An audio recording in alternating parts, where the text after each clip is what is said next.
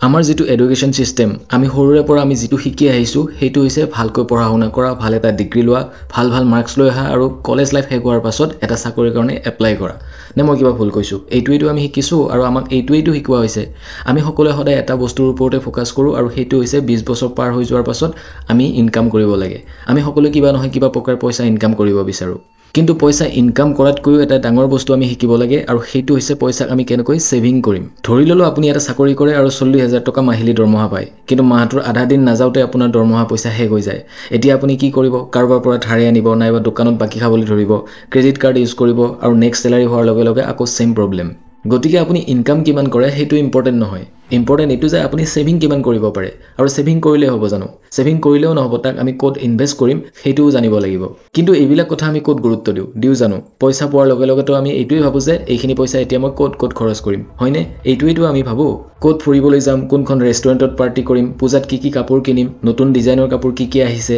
নতুনকৈ কোনটো মোবাইল লম বাইক এখন কেনেকৈ ল'ব পাৰিম কাৰ এখন লৈ কেতিয়া ফুৰিব পাৰিম এইবোৰেইটো ভাবে গতিকে আপুনি সেভিং কৰিবলৈ পইচা ৰব জানো ইনভেস্টিংৰ কথাটো বাদেই দিলো আমাৰ সেভিং কৰিবলৈ পইচা নাথাকে যিমান পাও সিমানে আমি তাজপাতৰ দৰে উৰুৱাই দিও পইচা কেনেকৈ সেভ কৰিব লাগে বা পইচা কেনেকৈ ব্যৱহাৰ কৰিব লাগে ইয়াৰ বিষয়ে না স্কুলত শিকায় না ঘৰত শিকিবলৈ পায় ইয়াৰ বিষয়ে নিজে শিকিব লাগিব আমি সেভিং কিয় কৰিব লাগে ইনভেস্টিং কিয় কৰিব লাগে ধৰি লোৱা হল আপোনাৰ এটা সেভিং একাউণ্ট আছে আৰু এইটোও ধৰি লোৱা হল যে আপোনাৰ একাউণ্টত 2 লাখ টকা আপুনি জমা কৰি ৰাখিছে এতিয়া আপুনি 2 লাখ টকাটো একাউণ্টত জমা কৰি ৰাখিলে হ'বনে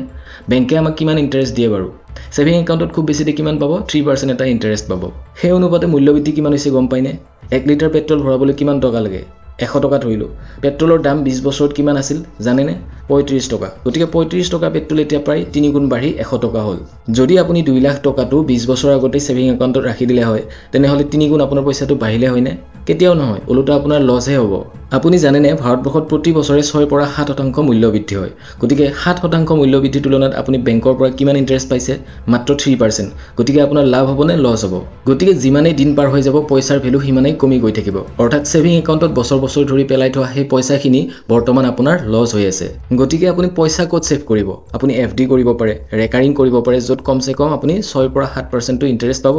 আৰু পইচাটো আপোনাৰ লছ নোহোৱাকৈ থাকিব গতিকে আপুনি পইচা ইনকাম কৰিলেই নহব তাক সঠিকভাৱে সেভ কৰিবও লাগিব এটা পইচা কেনেকৈ সেভ কৰিব আলু পিয়াজৰ দোকানত গৈ 25 টকা কিলো আলু 23 টকাত কিনি আধা ঘণ্টা সময় বৰবাদ কৰি 2 টকা সেভ কৰাৰ কথাটো কোৱা নাই আপুনি আলটু ফালটু খৰচসমূহ কমাব লাগিব ৰেষ্টুৰেণ্টত গৈ খানা নাখালেও আপুনি চলিব পাৰিব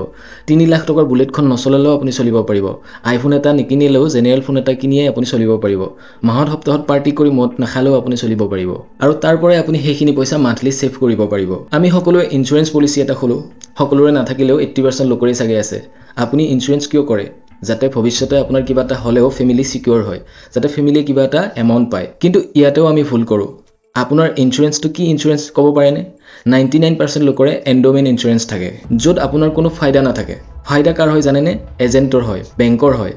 আপুনি বছৰি 50000 কৈ এটা ইনস্যুৰেন্স কৰিছে আৰু 20 বছৰ পাছত 20 লাখ টকা আপুনি পাব বা আপোনাৰ অনুপস্থিতিত ফ্যামিলিয়ে 20 লাখ টকা এটা পাব এতিয়া আপুনি ভাবি চাওক 20 লাখ টকা ফ্যামিলিয়ে পায় সেইখিনিৰে চলিব পাৰিবনে ধৰি ললো 20 লাখ টকা ফ্যামিলিয়ে বেংকত জমা ৰাখি এফডি কৰিলে বছৰি 7% পাব অৰ্থাৎ মাহিলি ইন্টাৰেষ্ট কিমান পাব খুব বেছিতে 12000 কৈ পাব আপুনি স্যালাৰি কিমান পাইছিল ধৰি ললো আপুনি 50000 কৈ স্যালাৰি পাইছিল এতিয়া 12000 টকা মাহিলি পাই ফ্যামিলি চলিব পাৰিবনে তেতিয়াহলে আপুনি কোট ফ্যামিলি সিকিউৰ কৰিলে ইনস্যুৰেন্স মানে কি ইনস্যুৰেন্স মানে এইটো নেকি যে বছৰি ইমান এমাউন্ট কাটিব আৰু 20 বছৰ 25 বছৰ পাছত আমি ইমানখিনি পইচা পাম আমি কিমানখিনি পইচা ৰিটাৰ্ণ পাম হেতু চাও নহয় জানো কিমান জনে টাৰ্ম ইনস্যুৰেন্স কৰে আপুনি টাৰ্ম ইনস্যুৰেন্স কৰিছেনে ঠিক আছে টাৰ্ম ইনস্যুৰেন্স কি হেতু জানেনে বেছি ভাগেই নাজানে বেংক বিলাকে বা এজেন্ট বিলাকে আপোনাক টাৰ্ম ইনস্যুৰেন্সৰ বিষয়ে নকয় কিয় নকয় কাৰণ ইয়াত তেওঁলোকৰ প্ৰফিট নাই বুলিয়ে ক'ব পাৰি আপোনাক বেংকে বা ইনস্যুৰেন্স এজেন্টে এন্ডোমেন্ট ইনস্যুৰেন্স কৰাই দিব কাৰণ ইয়াত তেওঁলোকৰ প্ৰফিটেই প্ৰফিট 20 পৰা 30% পৰ্যন্ত তেওঁলোকৰ প্ৰফিট হয় সেই কাৰণে টাৰ্ম ইনস্যুৰেন্স কৰিবলৈ আপোনাক কোনেও নকয় কিন্তু ইনস্যুৰেন্স যদি কৰে সদায় টাৰ্ম ইনস্যুৰেন্সই কৰিব লাগে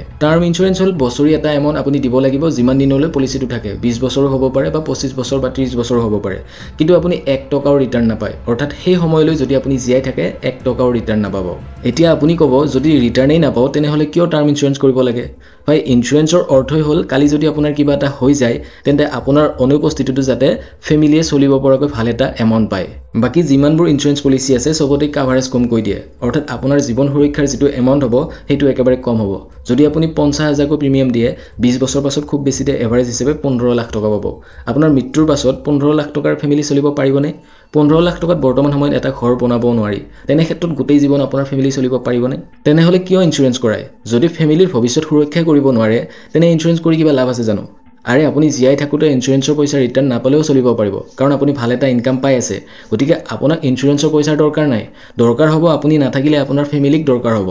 টাৰ্ম ইনস্যুৰেঞ্চ সেই কাৰণেই কৰিব লাগে কাৰণ ইয়াত আপোনাৰ লাইফ কভাৰেজ বহুত বেছি থাকে অৰ্থাৎ যদি আপুনি বছৰি 10,000 কৈ প্ৰিমিয়াম দিয়ে আৰু আপোনাৰ যদি কিবা এটা হৈও যায় তেন্তে ফেমিলিয়ে পাব প্ৰায় 1 কোটি টকা বয়স অনুপাতে অলপ কম বেছি হ'ব পাৰে এতিয়া যদি 1 কোটি টকা ফেমিলিয়ে বেংকতো জমা ৰাখে 7% কৈ কিমান পাব বছৰি 7 লাখ কৈ পাব আৰু মান্থলি কিমান পাব গড়ে 58,000 গতিকে ফেমিলি আৰামছে চলিব পাৰিব এতিয়া কক কোনটো ইনস্যুৰেঞ্চ ফেমিলিৰ কাৰণে বেষ্ট হ'ব গতিকে আমি জীৱনৰ সকলো ক্ষেত্ৰতে পইচাক ব্যৱহাৰ সঠিকভাৱে স্মাৰ্টলি ইউজ কৰিবলৈ জানিব লাগে আৰু বৰ্তমান সময়ত এটা খুব ট্ৰেন্ড চলি আছে যে 21 দিনত পইচা দুগুণ হৈ যাব 30 দিনত আপোনাৰ পইচা ডাবল হ'ব ইমান পইচা আপুনি দিয়ক আৰু মান্থলি ডেইলি ইমানকৈ প্ৰফিট পাব তেনে লোকৰ পৰা দূৰতে থাকিব এনেকুৱা লোকৰ পৰা খুব সাৱধানে চলিব এইবিলাকৰ জালত ফচিলে আপোনাৰ পইচা গ'ল পানীত গ'ল তাৰ হলনি আপুনি কি কৰিব আপুনি মিউচুৱেল ফাণ্ডত পইচা থব পাৰে SIP কৰিব পাৰে সিস্টেমেটিক ইনভেষ্টমেন্ট প্ল্যান আৰু তাক লং টাৰ্মৰ কাৰণে ইনভেষ্ট কৰি গৈ থাকক যদি আপুনি ষ্টক মাৰ্কেটৰ বিষয়ে জানে মান্থলি এটা এমাউন্ট বাছি ভাল দুটামান ষ্টকত আপুনি ইনভেষ্ট কৰি যাওক এনেকৈ আপোনাৰ পইচাখিনি সেভ হৈ থকাৰ লগতে ভ্যালু কেতিয়াও নকমে বৰঞ্চ